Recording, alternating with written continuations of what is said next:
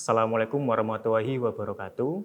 Perkenalkan, saya Ahmad Arbi Trihatmojo, salah satu dosen dari program studi D2 Pemeliharaan Kendaraan Ringan, Akademi Komunitas Negeri Pacitan. Pada kesempatan kali ini, saya akan menjelaskan mata kuliah yang saya ampu, yaitu mata kuliah Praktikum Computer Aided Design atau CAD dengan metode DIA, yaitu Delivery, Interaction, and Assessment. Video ini digunakan untuk memenuhi salah satu persyaratan sertifikasi dosen tahun 2025, yaitu pernyataan diri dosen untuk unjuk kerja Tridharma Perguruan Tinggi atau PDD UKT-PT, khususnya pada aspek pengajaran. Mata kuliah praktikum CAD ini memiliki bobot sebesar 2 SKS selama 1 semester. Mata kuliah praktikum CAD ini bertujuan untuk memberikan pengetahuan dan penerapan secara komprehensif mengenai 3D modeling menggunakan software SolidWorks. Untuk capaian pembelajaran lulusan program studi D2 Pemeliharaan Kendaraan Ringan yang dibebankan pada mata kuliah ini diantaranya yaitu bekerja sama dan memiliki kepekaan sosial serta kepedulian terhadap masyarakat dan lingkungan, menunjukkan sikap bertanggung jawab atas pekerjaan di bidang otomotif secara mandiri, mampu memahami prosedur operasi software gambar teknik untuk desain komponen kendaraan ringan, mampu memahami prosedur kustomisasi dalam perawatan dan perbaikan sistem pada kendaraan ringan, menunjukkan kinerja bermutu dan terukur dari hasil kerja yang seluruhnya merupakan hasil kerja sendiri tanpa pengawasan, mampu bekerja sama, berkomunikasi, mengambil inisiatif yang diperlukan dalam konteks pelaksanaan pekerjaannya, mampu menerapkan prosedur operasi software, gambar teknik untuk desain komponen kendaraan ringan, mampu menerapkan prosedur kustomisasi dalam perawatan dan perbaikan sistem pada kendaraan ringan. Untuk capaian pembelajaran mata kuliah pada akhir mata kuliah ini, yaitu mahasiswa mampu memahami dan menerapkan secara komprehensif mengenai 3D modeling menggunakan software SolidWorks yang meliputi 3D part, 3D assembly, dan 2D drawing untuk desain komponen otomotif secara mandiri, bermutu, dan terukur. Referensi yang digunakan pada mata kuliah praktikum CAD ini diantaranya yaitu Mastering SolidWorks, karangan Matt Lombard, Engineering Design with SolidWorks, karangan David Planhart, SolidWorks CAD Design Associate atau CSWA, serta beberapa sumber pustaka lain yang dapat digunakan sebagai referensi dalam mata kuliah ini. Pembelajaran mata kuliah praktikum CAD ini dilaksanakan secara tatap muka selama 16 pekan dengan menggunakan metode pembelajaran berbasis proyek. Adapun bahan kajian mata kuliah praktikum CAD ini diantaranya yaitu SolidWorks Basic and User Interface, Sketch Entities, Sketch Tools, Sketch Relation, Boss and Cut Features, Features Tools, Features Condition, Reference Geometry and Curve, Mesh Properties and Materials, Assembly Tools, Assembly Features, Drawing Views, Drawing Features, Annotation Tools, Annotation Feature, serta SolidWorks CAD Design Associate atau CSWA. Evaluasi hasil pembelajaran mata kuliah praktikum CAD ini diperoleh dari yang pertama yaitu tugas mandiri, tugas kelompok, serta proyek akhir. Untuk rubrik penilaian yang digunakan diantaranya yaitu rubrik penilaian untuk tugas mandiri, rubrik penilaian untuk tugas kelompok, serta rubrik penilaian untuk tugas proyek akhir. Pembobotan evaluasi hasil pembelajaran mata kuliah praktikum CAD ini diantaranya yaitu tugas mandiri sebesar 20%, tugas kelompok sebesar 30%, serta proyek akhir sebesar 50%. Demikian informasi yang dapat saya sampaikan mengenai mata kuliah praktikum CAD pada program studi D2 Pemeliharaan Kendaraan Ringan Akademi Komunitas Negeri Pacitan. Berikutnya merupakan cuplikan dari proses pembelajaran mata kuliah praktikum CAD secara tatap muka di laboratorium atau ruang kelas. Selamat menyaksikan. Bismillahirrahmanirrahim. Assalamualaikum warahmatullahi wabarakatuh. Waalaikumsalam warahmatullahi wabarakatuh. Selamat pagi. Pagi. Baik. Sebelum kita mulai perkuliahan hari ini, marilah kita berdoa menurut agama dan keyakinan kita masing-masing. Berdoa silakan.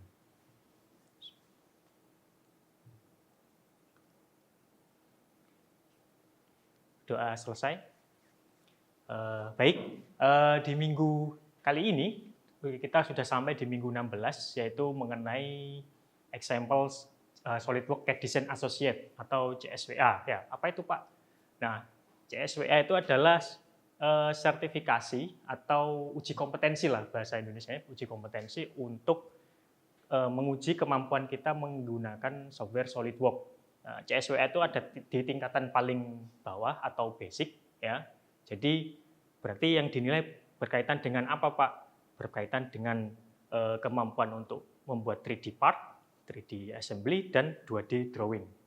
Nah, ini adalah salah satu contoh ya dari atau keterangan dari pihak SolidWorks-nya, dari web SolidWorks-nya.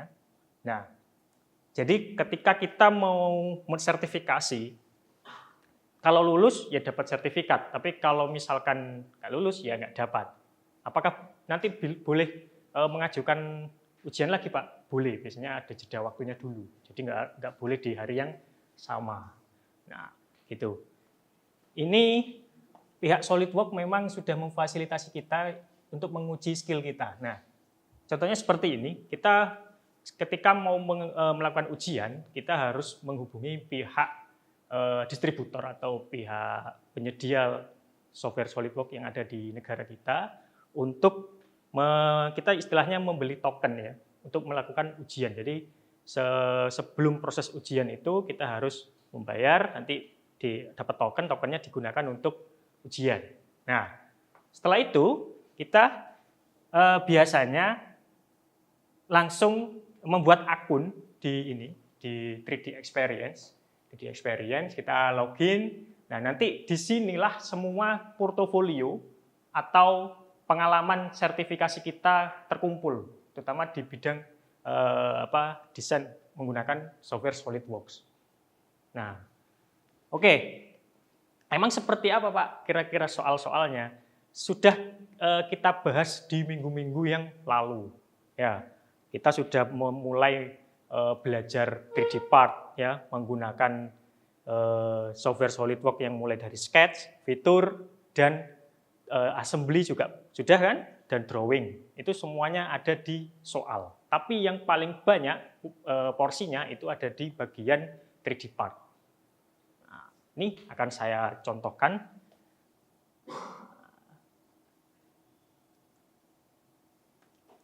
Nah, ini adalah salah satu gambaran ya, gambaran atau contoh dari soal ketika ujian atau sertifikasi SolidWorks atau CSWA.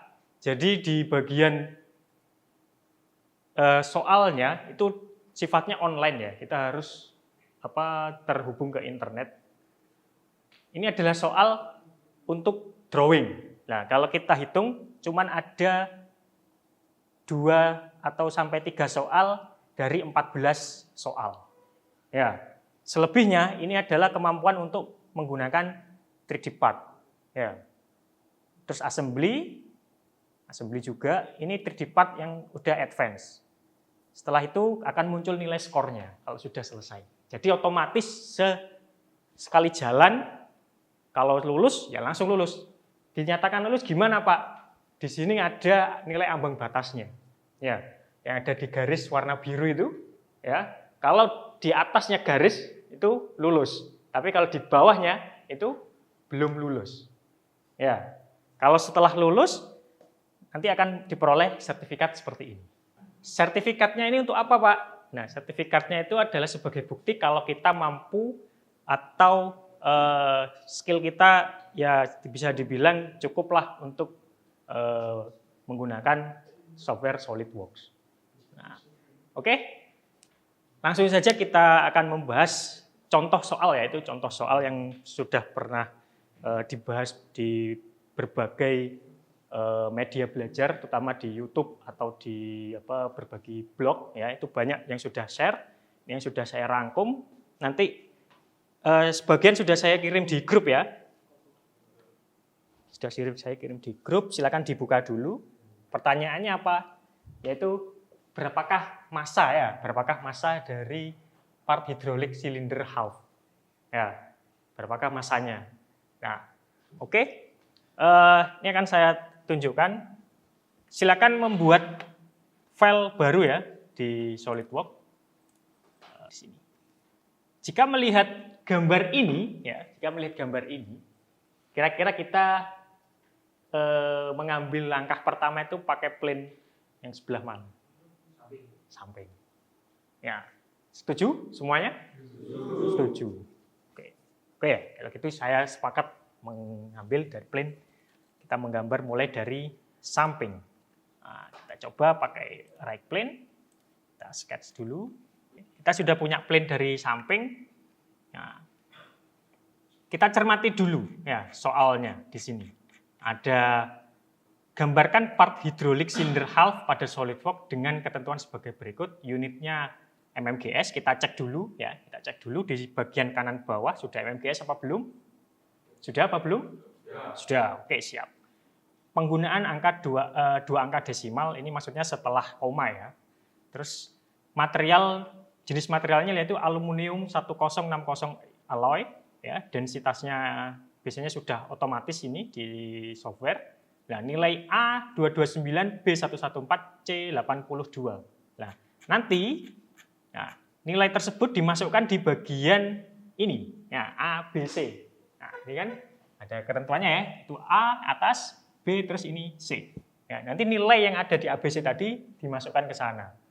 Tapi biasanya kita itu menginputnya secara manual ya, padahal ada cara praktisnya ya. Ini saya tunjukkan dulu. Kita ketik aja di sini di bagian search-nya equation atau equation ya. Equation ya. Nah, di sini seperti ini. Selanjutnya kita masukkan nilai yang ada di soal. Huruf A-nya tadi berapa? 229 ya, 229. Ini saya enter. Nah, otomatis dia akan mengisi di tabel sebelahnya. Ya. Terus setelah itu yang B berapa? Yang B coba didiktikan saya. 117 ya. Oke, yang C 82. Oke. 82 satuannya mili ya. Untuk yang D saya masukkan sekalian. Kalau yang di soal nomor 2 itu kan nilainya 5 ya.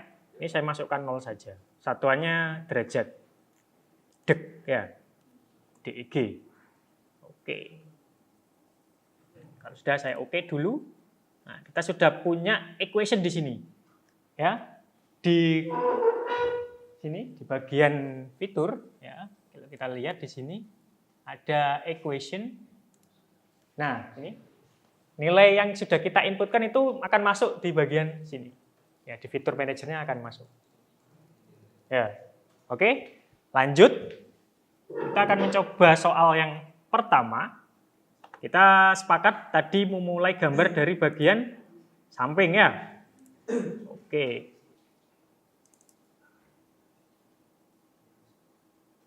Nah, ini dia. Kan? Kita lihat. Nah. Kita bisa langsung pakai ini ya. Center point arc. Kita tarik. Kita klik di bagian tengah originnya, kita klik ke atas, tarik sampai sejajar di bagian bawah. Ya. Setelah itu seperti biasa, ini ada dua center point arc kita pakainya. Oke, buatkan gambar sembarang dulu ya, jadi tidak ada ukurannya. Jadi cukup seperti ini, menyerupai bentuk yang ada di soal, ya kan? Saya tadi mulai menggambarnya dari sini, ya, dari samping yang bagian belakang. Saya menyebutnya di bagian belakang. Oke, setelah itu kita lanjutkan mengisi ukurannya, diameter jarak antara tengah ke bawah itu C ya. Nah ini kita karena sudah memasukkan atau menginput nilai di equation tadi, jadi kita tinggal masukkan saja tanpa harus mengetik angkanya. Ya, ini saya contohkan pakai Smart Dimension. Ini klik. Nah, terus kita pilih di sini.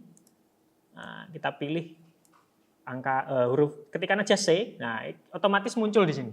C 82 mili. Ya. Otomatis dia.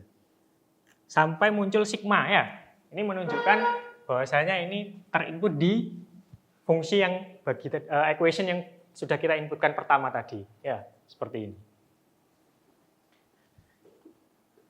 Oke, lanjut. Ada berapa C-nya? Ada 3 ya. Ini radius sama yang bagian bawah. Untuk diameternya berapa ya? Ini ya diameternya 57,15. Karena saya menggambarnya mulai dari yang belakang. 57,19.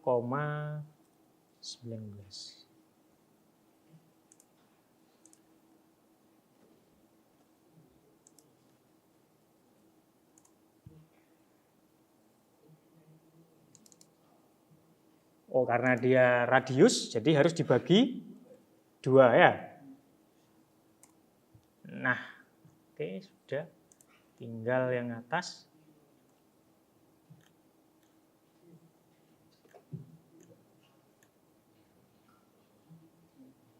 Dari equation yang sudah kita inputkan tadi, akan muncul tanda sigmanya ya. Ini kebetulan angka atau di huruf C-nya yang sebesar 82 ya.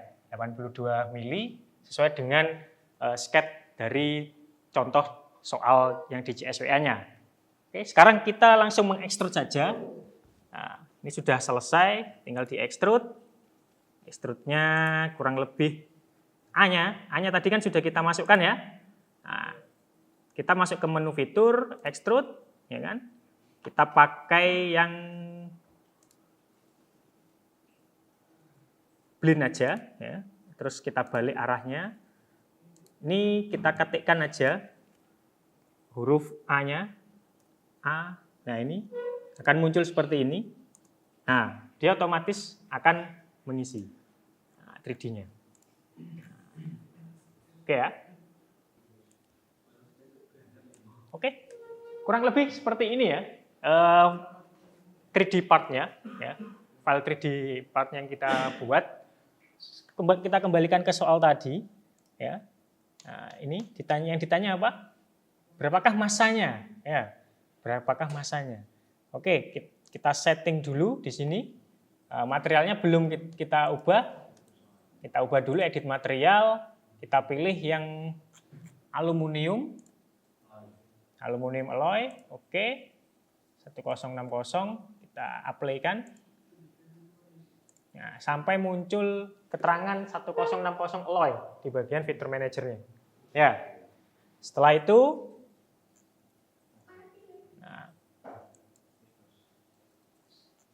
kita cek evaluate ya, mesh properties-nya.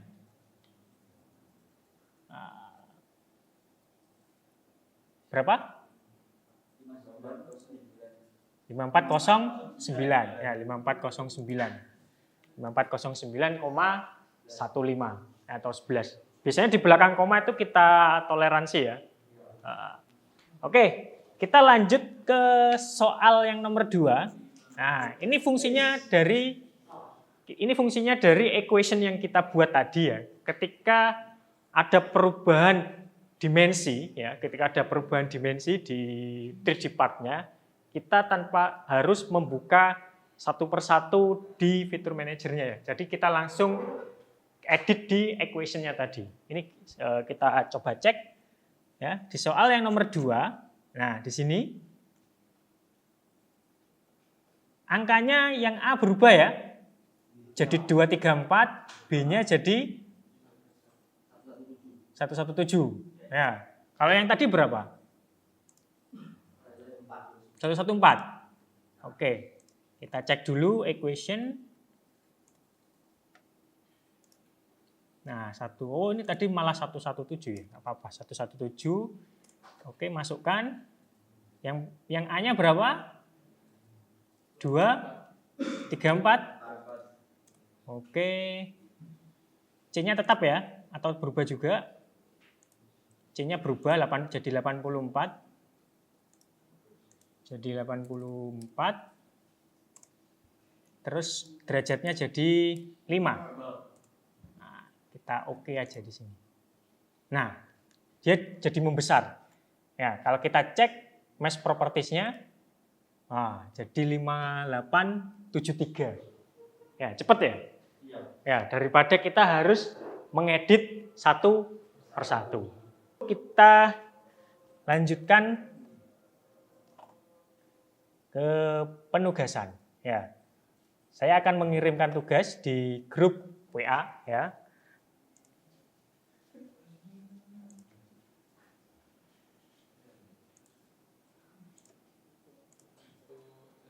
Oke, soalnya sudah saya kirim di grup.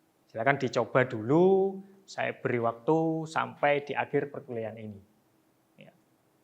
Saya harap di akhir perkuliahan ini nanti selesai ya, sesuai dengan tutorial yang sudah kita laksanakan di awal tadi. Ya, oke, baik, sudah selesai ya? Oke, selanjutnya kita tinggal insert material, terus kita cek mesh properties-nya ya. Kita sesuaikan aja dengan yang ada di soal. IC 1020. Apply, terus kita close. Nah, selanjutnya kita cek di evaluate mesh properties. 2914,27 gram masanya. Ada yang sama? Semua ya? Sama semua ya? Oke. Berarti sudah benar. Oke, aplaus untuk kita semua karena udah bagus. Oke. Baik, dari sini ada yang ditanyakan? Belum ada. Oke.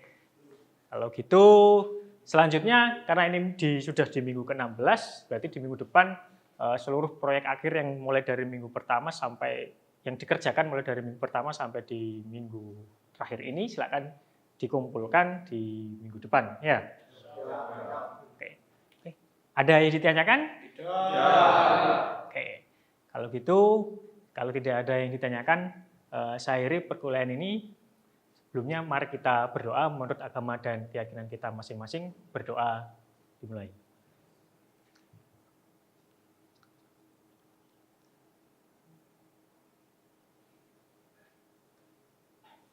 Doa selesai. Oke, baik, saya akhiri. Kurang lebihnya saya mohon maaf. Wabillahi taufiq wal hidayah. Wassalamualaikum warahmatullahi wabarakatuh.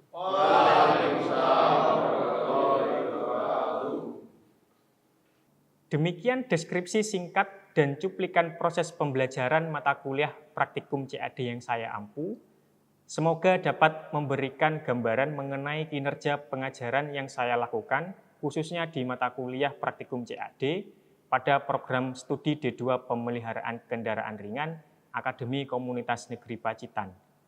Saya ucapkan terima kasih kepada seluruh tim penilai dan tim panitia sertifikasi dosen tahun 2025, khususnya dari Direktorat Sumber Daya, Direktorat Jenderal Pendidikan Tinggi, Kementerian Pendidikan Tinggi, Sains dan Teknologi. Tidak lupa saya ucapkan terima kasih kepada Akademi Komunitas Negeri Pacitan, pimpinan, rekan sejawat, serta rekan-rekan mahasiswa. Demikian yang dapat saya sampaikan, kurang lebihnya saya mohon maaf. Wassalamualaikum warahmatullahi wabarakatuh.